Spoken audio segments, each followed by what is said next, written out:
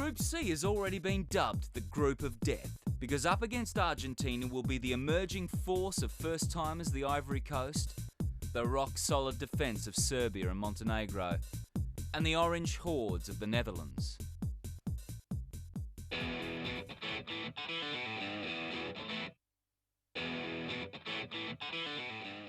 Boasting a galaxy of stars that is a match for any team in the world, Argentina will be travelling to Germany hoping to forget their disastrous 2002 campaign and add to their 2 previous triumphs.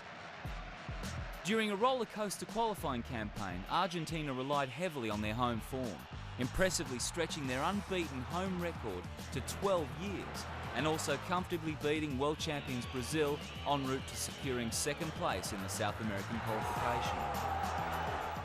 Chelsea's Hernan Crespo remains the country's talisman, netting 7 times in qualifying.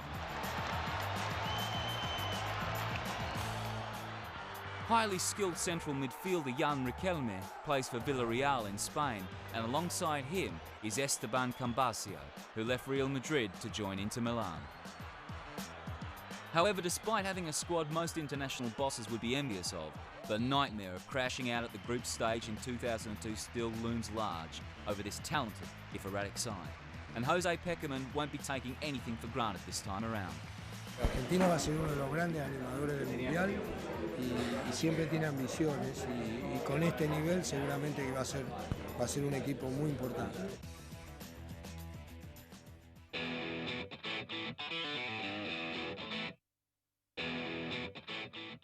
Until 2006, the Elephants of the Ivory Coast had just one major achievement to their name, winning the African Nations Cup in 1992.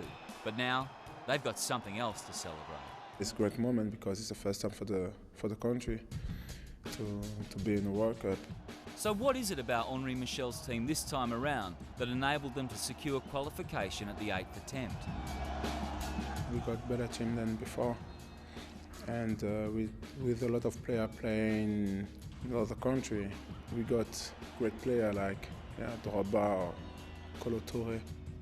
With the standards in Africa rising all the time, we can expect to be entertained by an exciting brand of football. We are attacking team, We play every time in the front. I mean, maybe this is a problem, but we like to play in front. I mean, we are a lot of offensive players on the team. Now we are try to win every game. They didn't quite manage to do that in qualifying, but the penultimate group game against West African arch-rivals Cameroon at least showed their attacking capabilities to the full. It was one of the most exciting matches of the African group stages. Achille Webo gave Cameroon the lead, and Chelsea's Didier Drogba drew the scores level. Webo scored again deep into first-half injury time. And then Drogba found the net again with a killer free kick. But it was Cameroon who took the spoils when Webo scored his hat-trick and the winning goal with 5 minutes to go. But the Ivory Coast didn't think it was all over. The fate of yet another team went down to the last game, and Henri Michel's side won when it really counted. The Elephants stacked up a 3-0 lead through, first of all, Kangara Kaylee.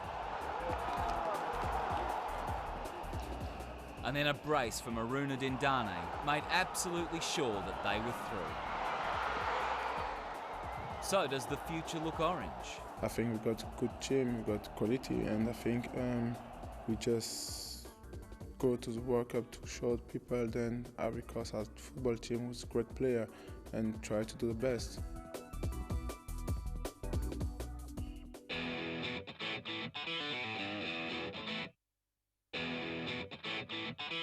The surprise package of the qualifiers, Serbia and Montenegro, topped a difficult group which included Spain and Bosnia. This is their first World Cup campaign as Serbia, having played as part of Yugoslavia until 2003.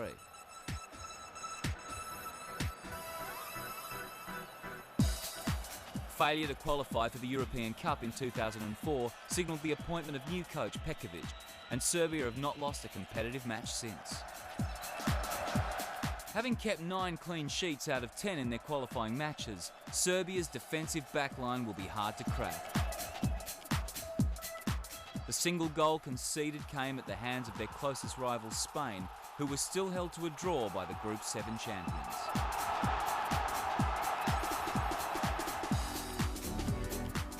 Atletico Madrid star Matija Kezman's second goal cancelled out Raul's effort.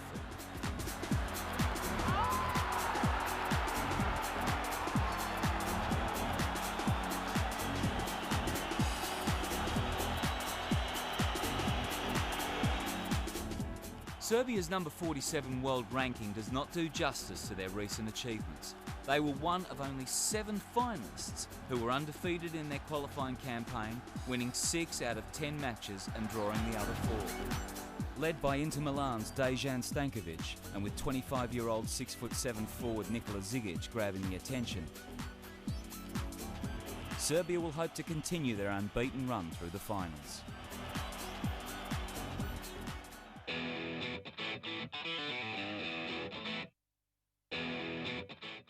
A nation traditionally so rich in footballing talent, the Netherlands have never quite managed to land the biggest prize of all. And worse than that, losing in back-to-back finals. The new, young Dutch side is being rebuilt by legendary striker Marco van Basten. The people back in Holland also had big expectations of the qualifying group, but in the back of their mind, they thought, oh, maybe when they have new players, it will not be in the beginning as good as we hoped. We play with very young players, and that's a good thing. So we are fresh and we want to learn something new. We started with a whole new team. A lot of players stopped after Euro 2004 in Portugal because of their age, and so you have to build a new team, and it worked out fine. Drawn in a very tough qualifying group, the men in orange kicked off their World Cup 2006 campaign in the Amsterdam Arena against the Czech Republic. As hard an opener as you could wish for, but the Dutch pulled off a decisive victory and stamped their authority on proceedings. Both the home team's goals were scored by Pierre van Hooijdonk, who tucked away 2 of the easiest chances he'll ever have. But what a This is Dirk Kuyt. Oh, van Hooijdonk! It's 2! I think the first match was a key match. We started with 3 points because we had a difficult group. Because not only Czech Republic, we had with Romania and Finland in a group as well. So if you can start with 3 points, it's always very important. Not only was their qualifying battle blemish-free, they also found the time to play a friendly against host nation Germany and scored an early psychological blow. It was also a good night for Chelsea's Arjen Robben.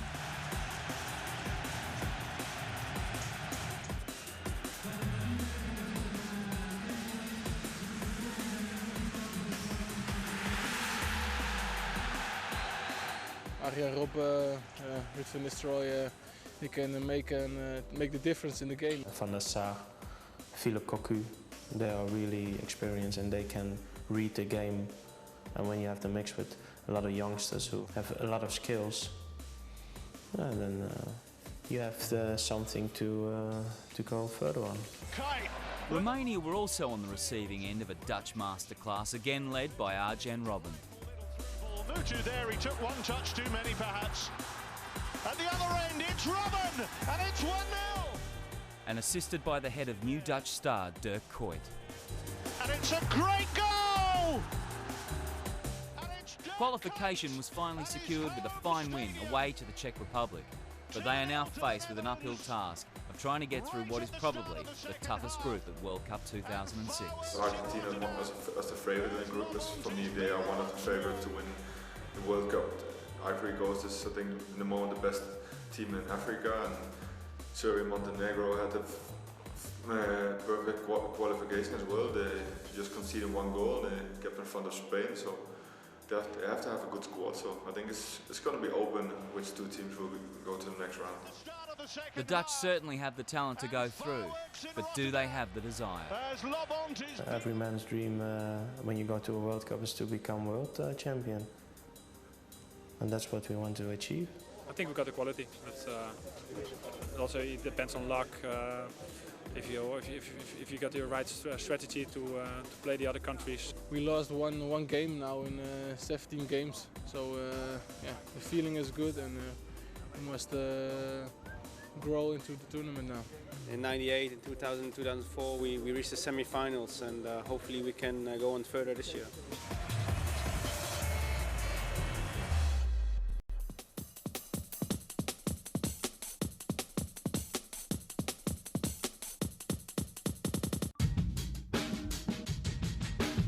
Cologne is Germany's oldest city and lies in the middle of the country about 65 kilometres east of the Netherlands. Built on the banks of the Rhine, Cologne is regarded as the engine of the German economy. Large-scale industrial development is commonplace in this region. Cologne is well connected, and many other World Cup 2006 venues are within easy reach using the cheap rail service. The Romans founded Cologne in 50 BC, and although largely destroyed in the Second World War, many historical landmarks still remain. None are more impressive than the imposing Gothic cathedral.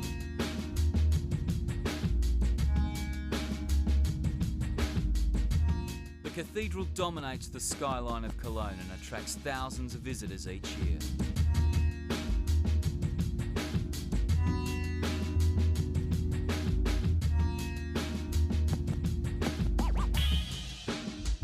The riverbank area of the city is packed with cafes and eateries, all of which will be bristling with supporters in June.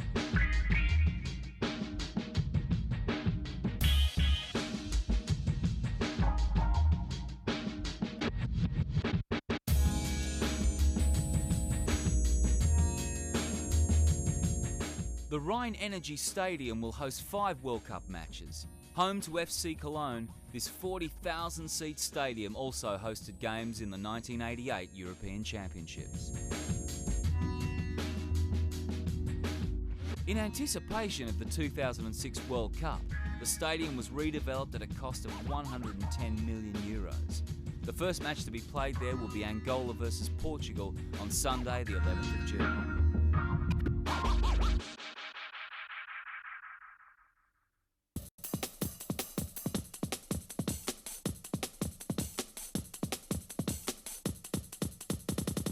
The skyline of the modern high-tech city of Frankfurt is dominated by office blocks and skyscrapers.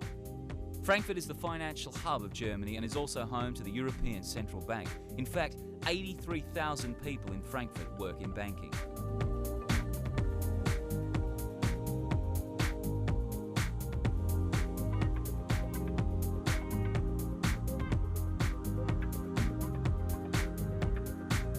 The main river, which is a tributary of the mighty Rhine, flows through the centre of Frankfurt. A tour boat is a great way to see this city, with many operating regularly in both directions.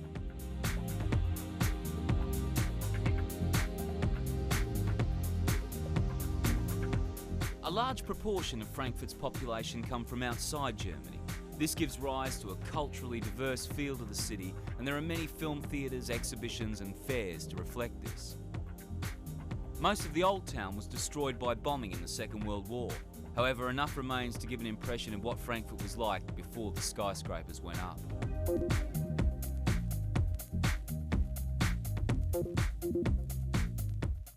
The new Waldstadion has been built specifically for the World Cup, with €126 million being lavished on this magnificent arena.